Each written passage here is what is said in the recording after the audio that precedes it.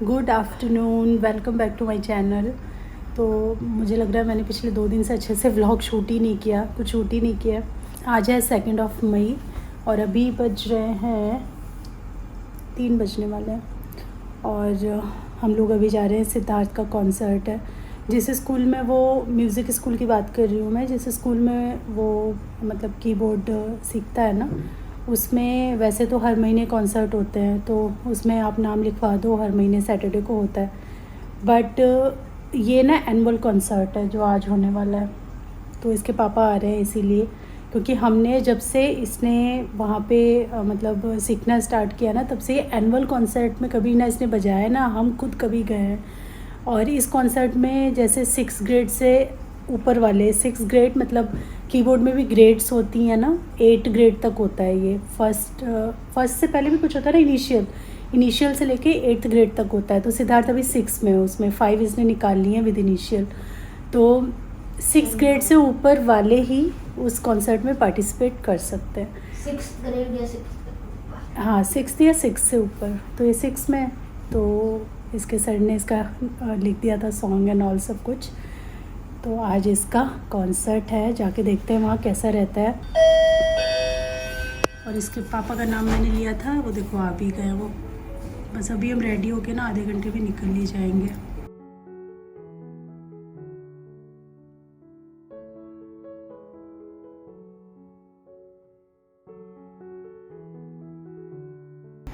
और अभी चलोगे तो फिर गाड़ी में तुम्हें ज्ञान की बात बताऊंगा। क्या? देखो कुछ सीख के आए हैं। कुछ नहीं सीख के रहा हूँ मैं, ज्ञान की बात बताऊंगा।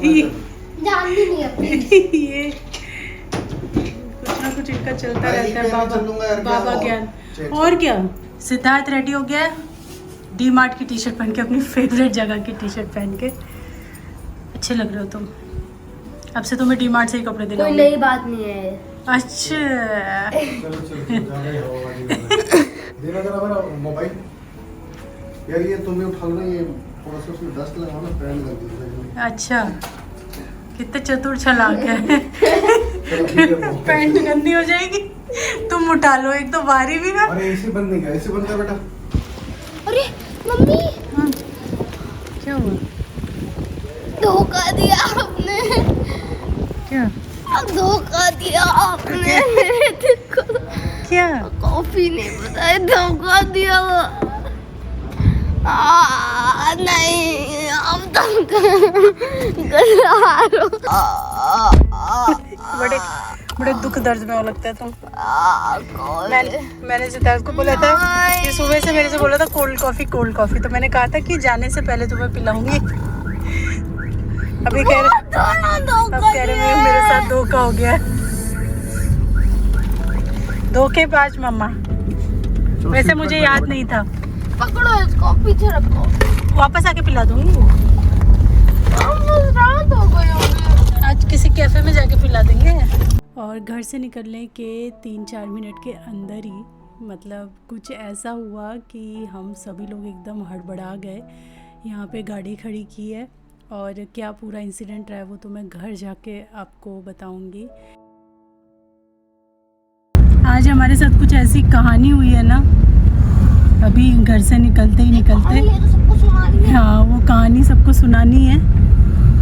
बहुत डर भी गए हम लोग और उसके बाद फिर रिलीफ भी मिला। और क्या क्या हुआ, क्या एक्सपीरियंस किया, वो घर जाके अच्छे से विस्तार में आपको कहानी सुनाऊंगी मैं। फिलहाल चलते हैं इस लड़के के कॉन्सर्ट में। और #good people कर देना कमेंट्स में। #good peoples कर देना कि इस दुनिया में कितने अच्छे अच्छे लोग हैं वो हम बताएंगे कर आपको। देना प्लीज। लोग तो अच्छे नहीं, बात तो सही है, लेकिन मुझे बिल्कुल भी नहीं लगा था। जब मैं वापसी आ रहा था तो मुझे सबसे ज्यादा डर लग रहा था कि कोई ये सुनाएगी बहुत बड़ा। अरे अगर मान लो ये चीज़ नहीं मिलती ना आपको अभी, तो इतना परेशानी होती ना, मैं क्या बताऊँ। ज्ञान की बातें सुनाऊं बेटा तुम्हें, जो बोल रहा था सोफा पे बैठे बिल्कुल। कंसर्ट तुम अच्छे से करना, बिल्कुल घबराना मत, बिल्कुल डरना मत, ठीक है। और इस चीज से मुझे बहुत ज्ञान मिला है। अगर तुम्हें मैं जाके यूपीएससी क्रैक करते जा रहा हूँ गाइस। अगर तुम्हें थोड़ा भी डर लगे, मैं आज यूपीएससी तोड़ दूंगा। सुनो तो यार, क्रैक तोड़ दूंगा। इतना हेवी मार रहा हूँ, सुन ही नहीं रहा हूँ।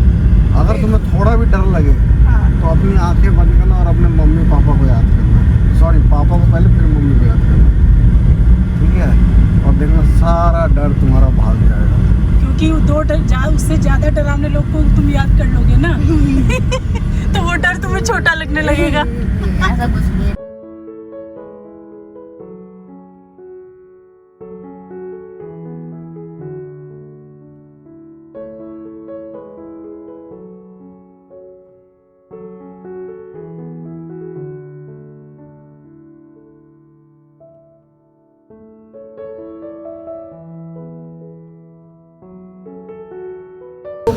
Because it's a long concert. So we'll start right away with the first participant. He's on the keyboard.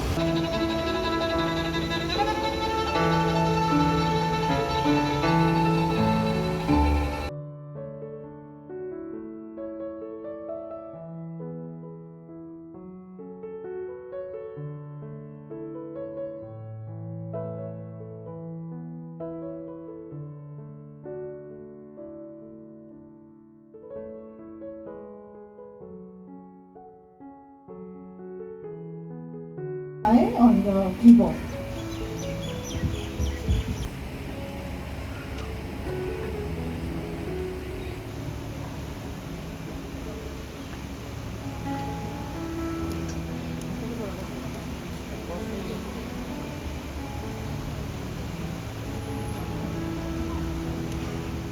यहाँ पे बहुत सारे बच्चे थे, बड़े बच्चे भी थे, मतलब क्योंकि 6 ग्रेड से ऊपर का कॉन्सर्ट था। बड़े लोग भी थे जो म्यूज़िक वगैरह सीखते हैं। ऑब्वियसली म्यूज़िक यहाँ पे प्ले करके नहीं बता सकती हूँ क्योंकि फिर वो इश्यूज़ हो जाते हैं ना कॉपीराइट वाले, तो बस म्यूट करके ही आपको दिखा रही हूँ यहाँ पे।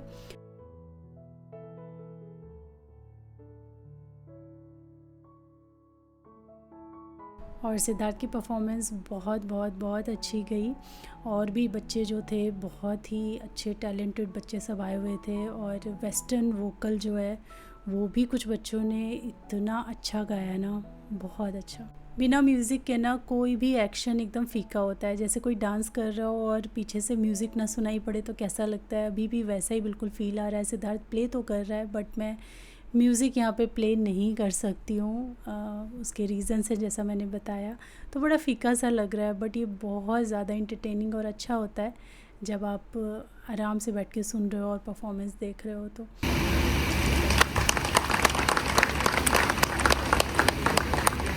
कैसा रहा सिद्धार्थ का परफॉर्मेंस? तगड़ा, बहुत बढ़िया रहा, मज़ा आया बहुत। आज ना बहुत सारे लोगों के सामने परफॉर्मेंस हुआ है। पहले ये अंदर होता था स्कूल के, और अभी काफ़ी क्योंकि बच्चे थे तो बाहर ऑर्गेनाइज़ किया हुआ था। समोसे भी थे, चिप्स भी थे, केक भी था, कॉफ़ी भी थी, कोल्ड ड्रिंक भी थी। वो अलग बात है, हमने कॉफ़ी ली और एक समोसे में तीनों के हम दोनों ने, एक समोसे में हम दोनों ने खाया, उसने नहीं लिया, और चिप्स लिए बस उसमें। और अब हो गई है शाम, निकल रहे हैं अब यहाँ से। और डिस्कशन सिद्धार्थ को चाहिए सिर्फ खाने की, कि क्या बनना है या बाहर से खाना है। आपके क्या विचार हैं? मेरे तो कोई विचार ही नहीं है, विचार होंगे भी तो सबको चल दिया जाएगा। कितने दुष्टाएं हैं ये, इनके विचार कुचल दिए जाते हैं, देख लो। मैं ये कह रहा हूँ ना कि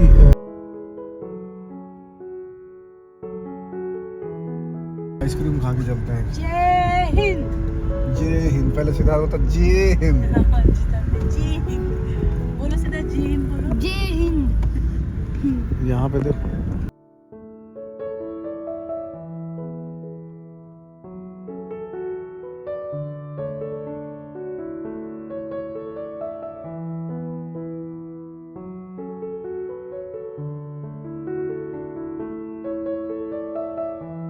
एक्चुअली जब हम वो सिद्धार्थ के कॉन्सर्ट के लिए निकल रहे थे ना, तो हस्बैंड ने, यहाँ पे मैं क्लिप डाल दूँगी, आप लोगों ने अगर नोटिस किया हो, अभी थोड़ी देर पहले भी वो क्लिप आई थी और अभी मैं फिर से डाल दूँगी उसको।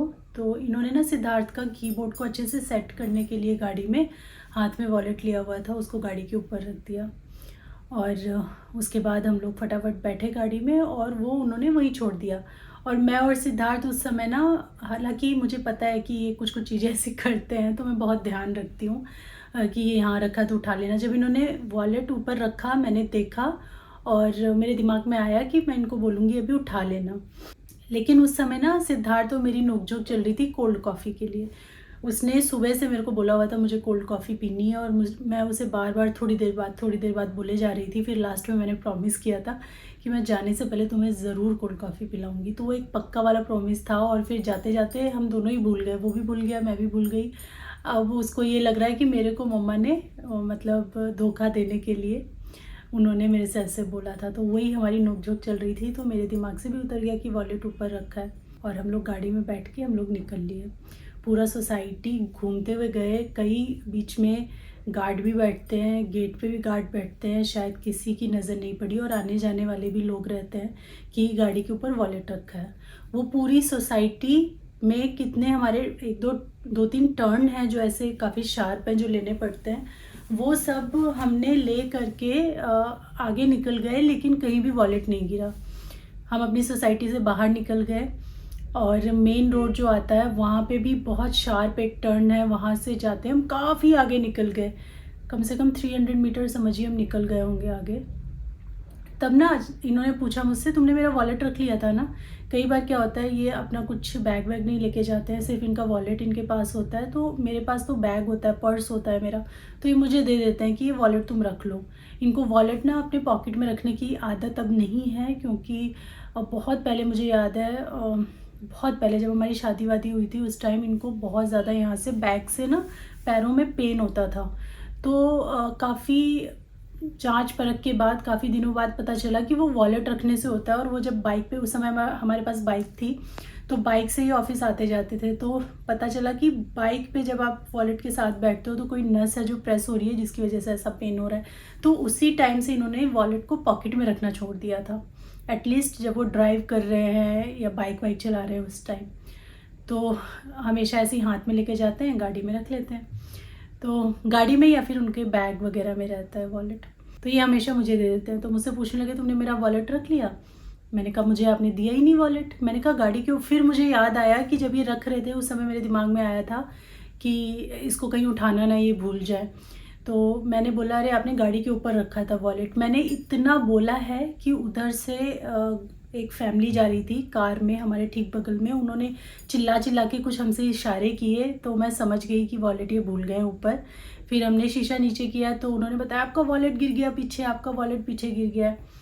और बस वहीं पे उसी जगह पे मुझे ये समझ में आ गया था कि वॉलेट तो नहीं मिलना है, क्योंकि वॉलेट जैसी चीज़ ना पैसे भी होते हैं उसके अंदर, कैश भी होता है, और इतने तरह तरह के लोग हैं जो रोड पे चलते हैं, और इतना पीछे अगर आपका वॉलेट कहीं गिर गया है तो वो मिलने के चांसेस ना 100 में 1 के बराबर होते हैं।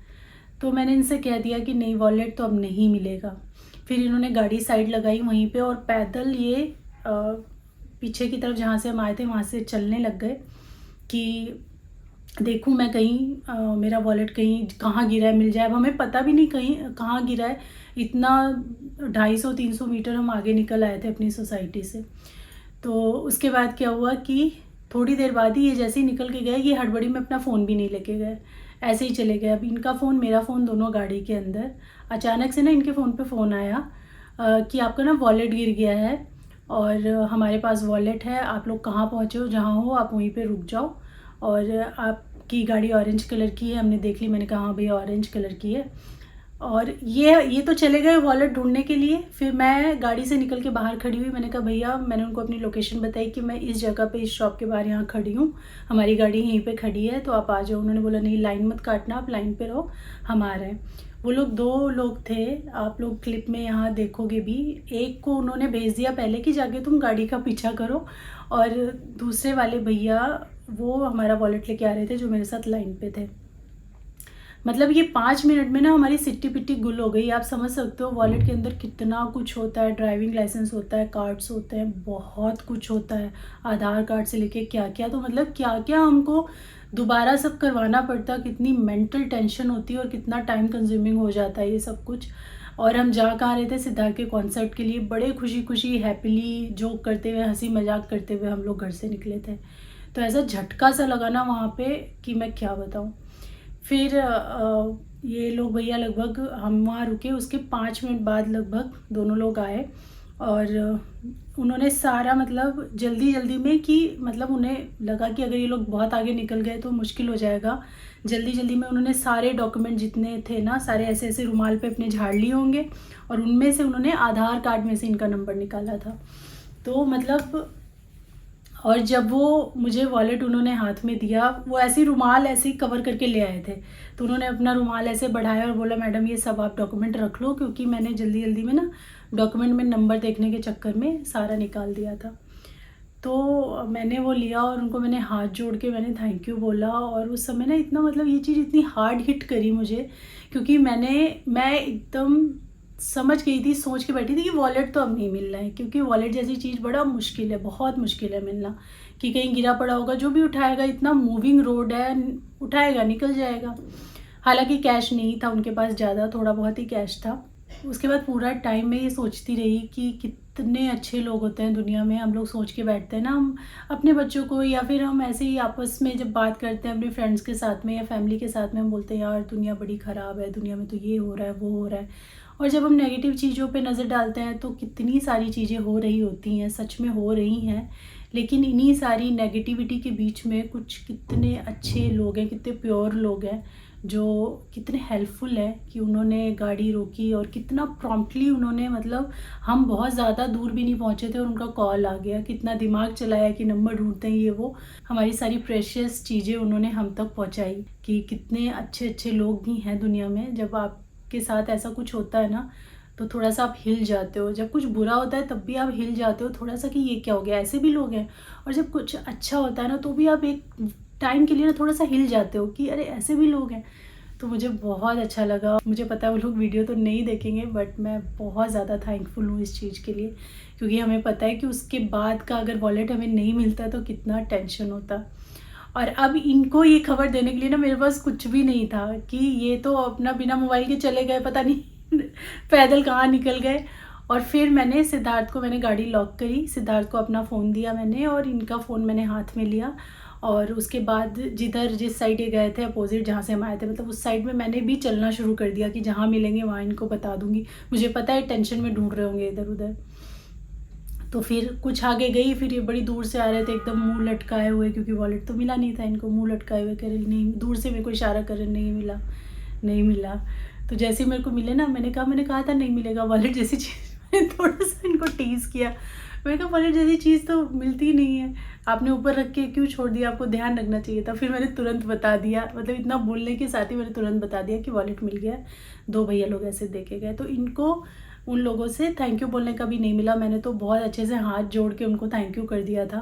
फिर जब सिद्धार्थ का कॉन्सर्ट वगैरह करके हम वापस आ रहे थे, क्योंकि उस टाइम बिल्कुल भी समय नहीं था, तो जब वापस आ रहे थे फिर हमने जिस नंबर से हमारे पास फ़ोन आया था उसको दोबारा से बैक कॉल किया इन्होंने, और फिर उन भैया को अच्छे से थैंक यू बोला हमने। तो ये बहुत ही थोड़ा सा दिमाग हिलाने वाला इंसिडेंट हुआ, बट बहुत अच्छा। तभी सिद्धार्थ बोल रहा था गाड़ी में कि #GoodPeoples आप ज़रूर डाल देना, तो मैं ज़रूर डालूँगी ये #GoodPeoples। कई बार ऐसे एक्ट से ना आप सामने वाले को कितनी खुशी दे देते हो आपको पता नहीं चलता है। तो कितने अच्छे अच्छे लोग हैं इस धरती पे, दुनिया में, इस ज़माने में, वो आपको ऐसे इंसिडेंट से पता चलता है। उसके बाद 2-3 दिन से मेरे व्लॉग नहीं आ रहे हैं ठीक से। आई थिंक 4 डेज़ पहले मैंने व्लॉग किया था, उसका रीज़न भी मैं बता देती हूँ, क्योंकि आज बहुत कमेंट आएंगे। और लेटली अभी जितने भी मैं वीडियोज़ डाल रही हूँ ना उसमें कमेंट आ ही रहे हैं कि आप व्लॉग क्यों नहीं कर रहे हो। तो मेरी तबीयत थोड़ी ठीक नहीं है और सिद्धार्थ की भी तबीयत ठीक नहीं है। पिछले हफ्ते उसको कोल्ड हुआ था, तो वो तो कोल्ड ऐसे ही था, 1-2 दिन उसको हल्का लाइट माइल्ड ग्रेड का फीवर आया था और ठीक हो गया था। फिर जिस दिन उसका कॉन्सर्ट था उसके अगले दिन स्कूल भेजा उसको, एंड देन 7:30 बजे वो स्कूल गया है। 10 बजे मेरे पास फ़ोन आ गया है कि आपके बच्चे की तबीयत ठीक नहीं है तो आप उसको आके ले जाओ। मैं जब गई उसको लेने तो वो बिल्कुल एकदम डाउन था, बिल्कुल डाउन था, मतलब जैसे शक्ति नहीं हो शरीर में। वो कैसे कैसे घर आया है। फिर वो पूरा दिन सोफे पे बैठा रहा, लेटा रहा, सो गया 2-2.5 घंटे के लिए। फीवर उसको आ गया 102, कान में उसके दर्द हो रहा था। फिर शाम को मैं उसको डॉक्टर के पास कल लेके गई हूँ, कल ही की बात है ये। तो कल मैं उसको डॉक्टर के पास फिर शाम को लेके गई। फिर उन्होंने एंटीबायोटिक्स एंड ऑल, दर्द की दवाई, कान में डालने वाली दवाई, ये सब दी है। कल उसको फिर से उन्होंने रिव्यू के लिए बुलाया है, सुबह कल लेकर जाना है। तो ये भी था। और मैं भी ना पिछला वीक मेरा बहुत गंदा सा गया है, बिल्कुल भी मतलब एनर्जी नहीं लग रही है मुझे बॉडी में। ऐसा लग रहा है कितनी कमज़ोरी सी है, मैं कुछ कर ही नहीं पा रही हूँ।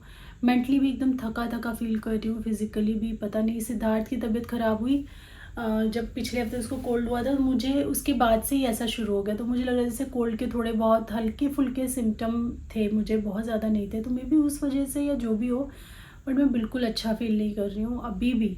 ऐसा नहीं है अभी ठीक हो गया, 3-4 दिन हो गए। आज तो बहुत ही लो टाइप के डेज़ जा रहे हैं हमारे भी, पिछले 4-5 दिन। और आज भी ना, अभी जस्ट मेरे सर में काफ़ी दर्द है, माइग्रेन वाला, और मैं अभी दवाई खा के बैठी हूँ। अभी जस्ट मैंने 10 मिनट पहले दवाई खाई है, और फिर मैंने सोचा आप लोगों को थोड़ा सा एक्सप्लेन कर दूँ इस व्लॉग के अंदर कि क्या क्या चल रहा है। और बहुत ज़्यादा कुछ रेसिपीज़ वगैरह भी ऐसे मैंने नहीं बनाई हैं, तो अभी आप ये व्लॉग में एडजस्ट कर लेना। मैंने सोचा इतने सारे लोग आप लोग बोल रहे हो व्लॉग नहीं आ रहे हैं, ठीक से व्लॉग नहीं आ रहे हैं, तो मैं व्लॉग तो डाल ही देती हूँ। अब मैं फिर से बैक ऑन ट्रैक अच्छे से आने की कोशिश करूँगी, अच्छी अच्छी रेसिपीज़, अच्छे रूटीन वीडियोस के साथ में। बट इसमें जो भी है आप प्लीज़ काम चला लीजिएगा।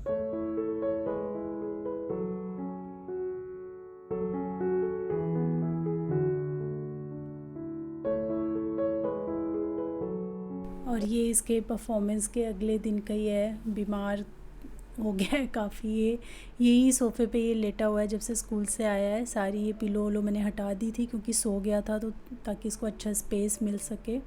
अभी ये कम से कम 2.5 घंटे बाद सो के उठा है, मेडिसिन दे के सुलाया था मैंने इसको। और अभी जब उठाया तो इसको 102 फीवर था, तो फिर से मेडिसिन देना पड़ा। अपॉइंटमेंट मैंने ले ली थी डॉक्टर की, तो उनको जाएंगे शाम को दिखाने के लिए। और ये है अगली सुबह, यानी आज की सुबह है ये। और मैं यहाँ पे अभी खाने पीने की तैयारी कर रही हूँ। मैं खुद भी लेट उठी, जैसा कि मेरी तबीयत भी ठीक नहीं चल रही है, तो मैं 2-3 दिन से पिछले वॉक पे नहीं जा रही हूँ। हिम्मत ही नहीं होती है अंदर से, मतलब वो एनर्जी ही नहीं है कि मैं वॉक पे जाऊँ या फिर रनिंग या फिर कुछ एक्सरसाइज करूँ। तो मैं तो अपना थोड़ा लेट ही उठी थी। हस्बैंड चले गए थे सुबह उठ करके 5 बजे, मैं उठी हूँ कुछ 6:30 के तकरीबन। और अभी मैं यहाँ खाने की तैयारी करने जा रही हूँ। कुछ बहुत अच्छा बना भी नहीं है, अभी भी कुछ बहुत अच्छा नहीं बना रही हूँ मैं। लेकिन ये वाले बैंगन ना 3-4 दिन पहले ही मैं लेकर आई थी भरते के लिए। अब आप बोलेंगे लंबे वाले बैंगन भरते के लिए क्यों लाए, तो आप कभी बना के देखना। ये लंबे बैंगन का जो भरता बनता है ना, वो बहुत ही ज़्यादा एकदम क्रीमी टेस्टी बनता है। बड़े वाले बैंगन, जो भरते वाले बैंगन है, उनका भी अच्छा बनता है अगर आपको एकदम कच्चा बैंगन मिल जाए तो। बट पता है, ये मुझे पता चला गांव जब मैं गई, तो माँ जब भी चोखा बनाती हैं तो वो इसी से बनाती है। वहाँ यही वाले बैंगन ज़्यादा मिलते हैं, मतलब 99% यही बैंगन मिलते हैं। और आसपास के जो खेत हैं उनमें भी जो लगे होते हैं ना, वो यही बैंगन लगे होते हैं, तो हर चीज़ इसी बैंगन से बनती है। तो जब ये वाला चोखा मैंने वहाँ पे टेस्ट किया, खाया ना, तो मुझे तब से प्यार हो गया ये वाले बैंगन के चोखे से। बैंगन पता नहीं क्यों अब मुझे उतना अच्छा नहीं लगता है। पहले बैंगन की सब्ज़ी मैं खा लिया करती थी, अब बैंगन की सब्ज़ी मतलब एक बाइट भी मैं नहीं खा सकती हूँ, पता नहीं मुझे क्या हो गया है। तो बैंगन जब भी घर आता है तो चोखा ही बनता है, या फिर वो जो बैंगन हम तवे पे सेक लेते हैं ना, वैसे बना देती हूँ। अदरवाइज़ मेरा बिल्कुल भी आलू के साथ वो मसालेदार बैंगन की सब्ज़ी खाने का मन नहीं होता है, बिल्कुल बनता ही नहीं है, काफ़ी टाइम से नहीं बनी है। तो ये बैंगन ना इसी पर्पज़ से मैं लाई थी, तो सोचा यूज़ कर लेते हैं। थोड़े थोड़े से ना स्किन इनकी डल भी पड़ने लगी है, क्योंकि 3-4 दिन हो गए हैं इसको लाए हुए। तो चलिए बैंगन का भरता बनाते हैं। ये थोड़ा अलग स्टाइल में मैं बना रही हूँ, आप बना के देखना, आपको बहुत ये पसंद आएगा। इसमें कच्चा पक्का दोनों का एक मिश्रण है, तो जब आप बनाएंगे तो इसके टेस्ट का आपको अंदाज़ा होगा। हो सके तो आप यही वाले बैंगन यूज़ करना। बैंगन को स्लिट लगा के मैंने ऊपर से, फिर अंदर भी दोनों साइड मैंने छोटी छोटी स्लिट्स लगाई हैं अंदर से, ताकि मैं अच्छे से चेक कर सकूं कि इसमें कोई कीड़ा तो नहीं है। और यहाँ पे बैंगन मैंने चढ़ा दिए हैं। और फिर मैंने निकाला दही निकाला था मैंने किसी और रेसिपी के लिए, लेकिन जब इसको मैंने स्मेल आई ना ढक्कन खोलने के बाद दही की, तो मेरे दिमाग में फिर कुछ और चल गया। एक्चुअली ये वाला जो दही मैंने जमाया था, ये खूब अच्छे से दही को काढ़ करके तब जमाया था। तो एक लाल लाल सा जो थोड़ा सा गुलाबी गुलाबी दूध हो जाता है ना, और उसकी एक स्मोकी सी खुशबू हो जाती है, उस वाले दूध से अगर आप दही जमाओ ना, तो वो एकदम वो जो गांव वाला मट्ठा है, जो बाहर लस्सी मिलती है ना, एकदम परफेक्ट खटास मिठास जिसमें होती है, वैसा कुछ ये दही बना था। तो जैसे ही मैंने इसकी खुशबू सूंघी फिर मुझे लगा नहीं, ये एकदम लस्सी बनाने के लिए परफेक्ट दही है। तो मैं इसको किसी और चीज़ में वेस्ट नहीं करने वाली। एकदम थिक क्रीमी बहुत अच्छा दही जमा था ये। तो फिर मैंने सोचा चलो गुलकंद की लस्सी बना लेते हैं, हस्बैंड को सुबह सुबह दूंगी, उनको लस्सी बहुत पसंद है। तो यहाँ पे मैंने दही सारा मिक्सी में डाल लिया, शुगर डाली है, ज़्यादा नहीं, थोड़ा सा बिल्कुल आप इसमें पानी डालिए क्योंकि हमें थिक एकदम लस्सी चाहिए। फिर मैं डालूँगी गुलकंद। तो ये मेरे पास अर्बन प्लेटर का गुलकंद है, आप कोई भी गुलकंद किसी भी ब्रांड का यूज़ कर सकते हैं। तो 1 स्पून गुलकंद मैं इसमें ऐड कर रही हूँ। और यहाँ पे ना ये रूह अफ़ज़ा है, रूह अफ़ज़ा देखिए एकदम 1 बूंद मैंने इसमें डाला है, बस इतना ही डालना है। इसमें से हमें रूह अफ़ज़ा का फ्लेवर बिल्कुल नहीं चाहिए, तो रूह अफ़ज़ा वाली लस्सी बिल्कुल नहीं बनेगी ये। बस 1-2 ड्रॉप आपको डालना है, इससे हल्का सा एक कलर चेंज हो जाता है और एक ऐसा टेस्ट आएगा जो बहुत अच्छा लगेगा, मतलब इसमें मिक्स होके। तो आप डाल के देखना। फिर मैंने यहाँ पे थोड़ी आइस क्यूब डाल दी है, और हाँ मैंने आइस क्यूब ब्लेंड करते समय भी डाली थी 2।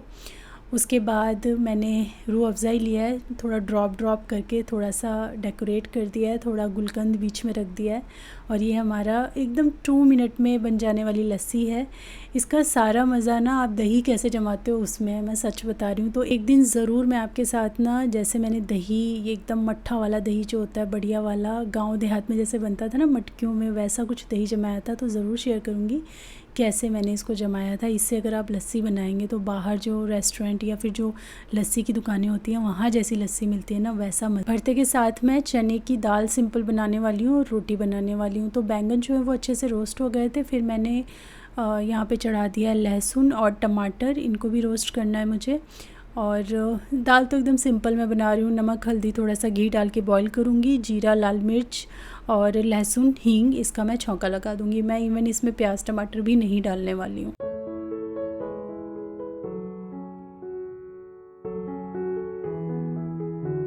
और ये जो बैंगन होते हैं ना, अगर आपने इसमें स्लिट लगाया है तो ये बहुत अच्छी तरीके से इनका जो छिलका है वो कैसे आप निकाल सकते हो। देखिए आपको छीलने की ज़रूरत ही नहीं है, जस्ट इसको हल्का सा ओपन कीजिए जहाँ पे स्लिट है और स्कूप आउट कर लीजिए सारा अंदर का माल मसाला, और ये छिलका ऐसे का ऐसा रह जाता है। तो बहुत इजीली, कई बार हमें दिक्कत होती है ना छिलका उतारने में, तो ये बहुत अच्छा तरीका है कि आप चम्मच से सारा स्कूप आउट कर लो। अगर आपने स्लिट लगाया ना तो बहुत अच्छे से उतर जाता है, नहीं तो फिर एक बार अगर आप पूरा बैंगन, कुछ लोग करते हैं ना, तो उसमें बाद में स्लिट लगा के और स्कूप आउट करने की कोशिश करना, मे बी निकल जाए। बट मैं तो हमेशा बैंगन को एक बार चेक करके ही चढ़ाती हूँ, चाहे गोल वाला हो चाहे ये वाला हो, कोई भी बैंगन। मेरे को थोड़ा डर लगता रहता है कि अगर पकने के बाद मुझे कीड़े का पता चला, नहीं पता चला तो क्या होगा, तो मैं पहले ही चेक कर लेती हूँ। तो ये सारा जो है इस तरीके से मैं अंदर का जो पल्प है वो निकाल लूँगी।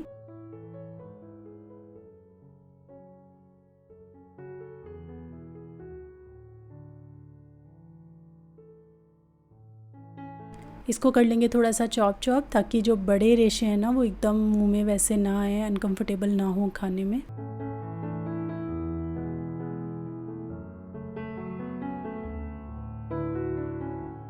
सारी तैयारी देखिए मैंने यहाँ करके रख ली है। 2 बड़े साइज़ के प्याज मैंने मोटे मोटे चॉप करके रख लिए हैं, और ये जो टमाटर हमने आग पर रोस्ट किए थे ना, ये हमें काट करके चॉप करके नहीं यूज़ करना है, हमें इसे ब्लेंड करना है, पीसना है थोड़ा सा, एकदम महीन नहीं कर देना है, लेकिन हाँ थोड़ा सा हम इसको ब्लेंड करेंगे। साथ में जो लहसुन हमने रोस्ट किए थे आग पर, वो लहसुन भी मैंने टमाटर के अंदर डाल दिए हैं। तो बस हल्का सा 10 सेकंड के लिए आपको मिक्सी चलाना है बस। इधर सरसों का तेल लिया था मैंने, जिसके अंदर हींग डाली है और लाल मिर्च डाली है। इसमें जीरा, सरसों, किसी चीज़ का छौंका नहीं लगता है। जीरा तो बिल्कुल ही मत डालिएगा, ज़ीरा का टेस्ट बिल्कुल सब्ज़ी वाला हो जाएगा, अच्छा नहीं लगेगा। तो ये ऐसा भरता है जो कच्चा भी नहीं है और पक्का भी नहीं है, ये ऐसा भरता है जो दोनों का स्वाद देगा आपको, क्योंकि जैसे कच्चा भरता होता है ना वो ऑफ़िस में ले जाते नहीं बनता है, तो इसीलिए मैंने कुछ इस तरीके का बनाया है। अच्छा, यहाँ पे मैंने प्याज डाल दिए थे। प्याज को आपको जस्ट ट्रांसलूसेंट होने तक 1 से 1.5 मिनट आप पकाओगे, बस उतना ही फ्राई करना है आपको, इसको पिंक होने तक नहीं लेकर जाना है। फिर जैसे मैं मटर यूज़ कर रही हूँ तो मैंने मटर ऐड कर दिया है। अब हम इसको ढक देंगे और बीच बीच में चलाते हुए लगभग 2 मिनट तक हम इसको पका लेंगे। ये फ्रोज़न मटर हैं तो जल्दी पक जाएंगे। अगर आप फ्रोज़न मटर यूज़ नहीं कर रहे हो तो मैं रिकमेंड करूँगी कि मटर आप अलग से उबाल लेना, अगर फ्रेश मटर आप यूज़ कर रहे हैं, क्योंकि हम ये प्याज के साथ ज़्यादा नहीं मटर को पकाएंगे, अदरवाइज़ प्याज ओवर कुक हो जाएगा। हमें प्याज थोड़ा सा ऐसे लाइट कलर में ही चाहिए, क्योंकि हमें इसको हल्का गलाना है, ना कि भूनना है। उसके बाद देखिए मैंने ढक्कन हटाया है, फिर मैं इसमें नमक ऐड कर दूँगी। नमक शुरू में नहीं ऐड करना, नहीं बहुत ज़्यादा पानी छोड़ देता है प्याज। नमक ऐड कर दिया और फिर हम इसको थोड़ा सा भून करके ढक देंगे कुछ सेकंड्स के लिए। 30-40 सेकंड के बाद ढक्कन हटाएंगे और फिर हम इसको लगभग 30-40 सेकंड तक हाई फ्लेम पे भून लेंगे। मसाले के तौर पे कुछ भी नहीं हल्दी वल्दी डालना है आपको, सिर्फ लाल मिर्च का पाउडर डालना है। तो कश्मीरी लाल मिर्च का पाउडर थोड़ा कलर भी इसके अंदर ऐड कर देगा और ये देखने में बहुत खूबसूरत लगने लगेगा, अभी से ही लग रहा है ये। तो बस यहाँ पे डाल दिया है मैंने लाल मिर्च, हल्का सा इसको भून लिया है। फिर जो टमाटर हमने मिक्सी में पीसे थे, देखिए कितने मोटे मोटे हैं। आप इसको ना चॉपर में भी कर सकते हैं, थोड़ा सा लिक्विड भी हमें टमाटर का चाहिए और थोड़े से चंक्स भी चाहिए।